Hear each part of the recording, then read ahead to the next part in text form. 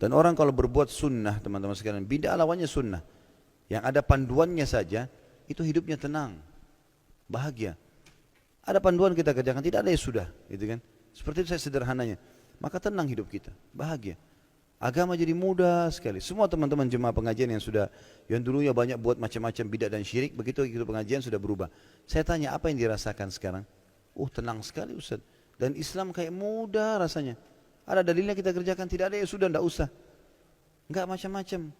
Yang ikut juga umroh memang saya begitu. Pulang umrah, kok umroh ini? Saya Ustaz ikut umrah ini cuma mau tahu loh umrah itu sesuai sunnah itu bagaimana. Ikut tawaf, ikut saya. Kok kayak mudah sekali ya?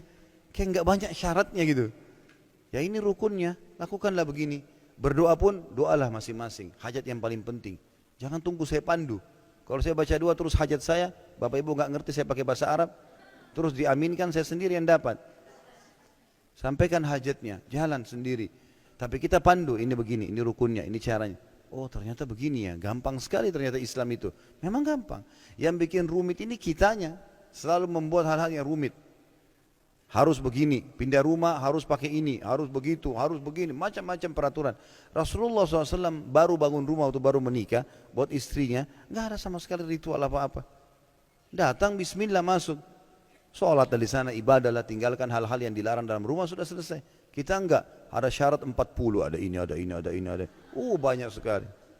Jadi kayak rumit sekali. Mau menikah dalam Islam simple, gampang sekali. Walinya datang, saya nikahkan kamu, yang ini bilang saya terima nikahnya. Mahar, saksi, adakan acara pesta sebentar orang makan, pulang. Sudah suami istri.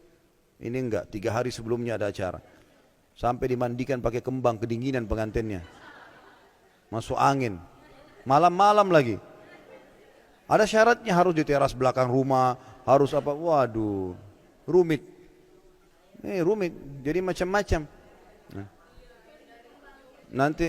Apalah. Pokoknya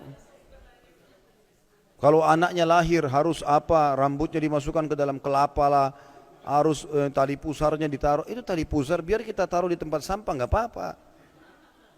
Dibuang karena disuruh buang. Nabi SAW suruh buang. Nabi mengatakan cukurlah rambutnya di hari ke-7 dan lepaskanlah ya sisa dari perutnya itu. Disuruh buang, rambutnya ditimbang pakai timbangan perak, disodokahkan nilainya, sisanya dibuang saja, ditanam, dibuang nggak apa-apa. Ini enggak, macam-macam harus dikendi, kendinya juga harus warna apa. Begitu tuh waktu anak saya lahir di satu klinik di dekat rumah, saya nggak tahu rupanya itu dibawa ini Pak, plasentanya. Ada bahkan bahasa yang suster itu, ini saudaranya. Saudara dari mana? Itu bukan manusia itu. Itu cuma plasenta yang menyambung antara si ibu sama bayi. Kalau dia makan apa-apa, dia minum apa, kan disalurkan ke situ untuk bayinya. Ini enggak, dianggap saudaranya. Saudara dari mana ini? Kan jadi kemana-mana gitu ya. Karena sudah jauh dari agama, jadi kemana-mana. Ini kalau kita mau jabarkan banyak sekali gitu. Banyak sekali. Ada yang mengaku saudaranya buaya. Ya, saya dengar begitu. Nanti saudaranya buaya, saudaranya sering datang dulu ketemu neneknya lah di belakang rumah lah segala. Dari mana hukumnya manusia bisa punya saudara dari buaya itu? Manusia ya manusia, nggak bakal pernah bisa, gitu kan? Nggak mungkin gitu loh. Maka ini kadang-kadang kemana-mana bahasannya, karena sudah ditarik ke situ, padahal sebenarnya tidak ada, tidak ada. Buaya ya buaya, manusia ya manusia, hewan-hewan, ada alamnya sendiri kan gitu. Bahkan ada manusia, sekarang ada ilmuwan saya lihat cuplikannya, mereka coba mengadakan jadi gen itu bukan hanya ke manusia, tapi dicoba manusia ke hewan misalnya. Tidak jadi manusia, tidak jadi hewan, rusak, mati, cacat. Kuasa Allah SWT. Bagaimana bisa ada punya saudara sempurna, buaya putih,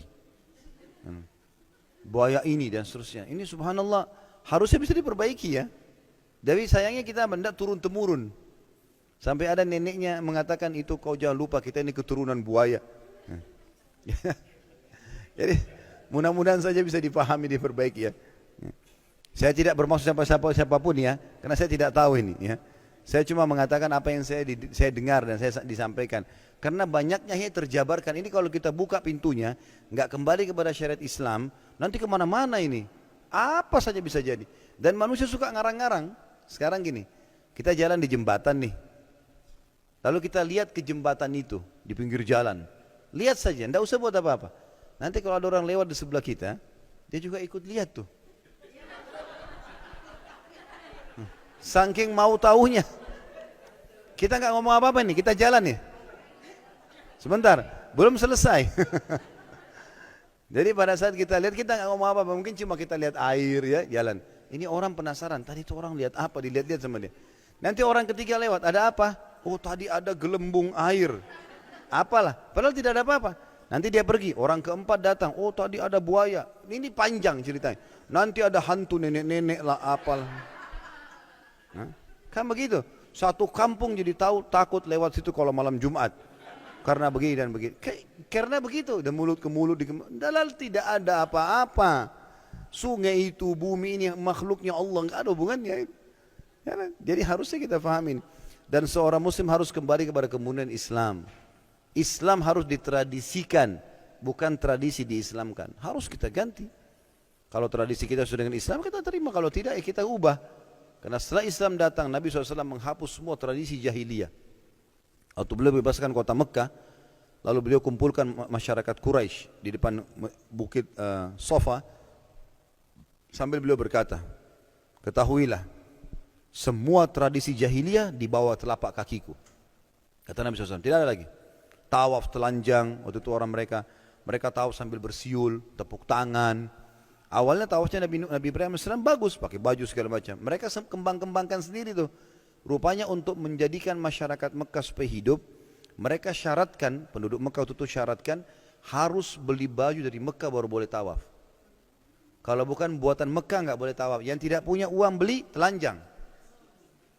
Begitu. Dan Nabi SAW, Mekah itu masih terus di dekat Ka'bah tawaf telanjang sampai pembebasan kota Mekah. Itu sudah tahun 8 Hijriah, Nabi sudah hijrah, baru Nabi waktu bebasin Mekah baru kasih peraturan. Tidak ada lagi tawaf telanjang mulai hari ini. Enggak ada siul-siul, enggak ada tepuk tangan dalam tawaf. Semuanya takbir, tahlil, beristighfar kepada Allah. Diubah ke Islam, tradisi-tradisi mereka. Suka taruh patung-patung, Nabi hancurin semua patung-patung mereka. Enggak ada patung. Enggak boleh lagi kesyirikan, dibersihkan semuanya. Jadi dihapus. Makanya tadi saya bilang yang benar Islam kita tradisikan. Makan, minum, pakaian, pergaulan, pendapatan, semua Islam. Udah, selesai. Mau suku saya bilang apa, sesuai saya ikuti. Tidak, ya kita ubah. Bukan aib itu kan, untuk kembali kepada Islam. Makanya kita punya standarisasi hukum. Kita ke Afrika, kita ke Jazirah Arab, kita ke Eropa, kita ke Asia. Sama, duhurnya sama, sholatnya, waktunya, kewajiban dalam sholat itu kayak wudu, hadap kiblat, tutup aurat semua sama. Yang batalin sholatnya semua sama, waktunya semua sama. Nggak ada bedanya. Standarisasi semua. Azan sama semua azannya. Sholat imamnya sama semua. Caranya. Bacaan Qur'annya sama, tinggal pilih surah apa yang dia mau. Nggak ada bedanya orang Islam itu. Dari suku manapun dia. Nah itu yang semestinya kita bisa terapkan.